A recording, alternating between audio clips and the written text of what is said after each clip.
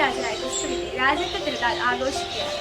1925 11 മാർപ്പാപ്പയാണ് സഭയിൽ ക്രിസ്തു രാജ്യത്വ തിരുനാൾ ഔപചാരികമായി സ്ഥാപിക്കുകയും പ്രഖ്യാപിക്കുകയും ചെയ്തത്. ക്രിസ്തുവിന്റെ രാജ്യത്വത്തിന് കീഴിൽ ക്രിസ്തുവിന്റെ സമാധാനം എന്ന തത്വവത്സരത്തിൽ അദ്ദേഹം പ്രഖ്യാപിക്കുകയുണ്ടായി.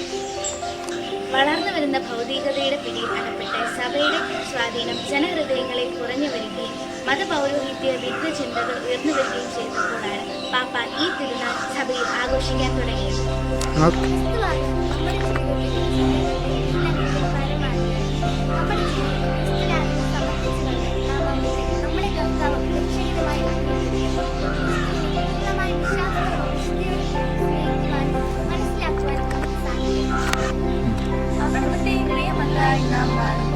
നമ്മുടെ ഇഷ്ടങ്ങളല്ല, മറിച്ച് അവിടുത്തെ ഇഷ്ടങ്ങളാകണം നമ്മുടെ ഇഷ്ടങ്ങളും സ്വപ്നങ്ങളും.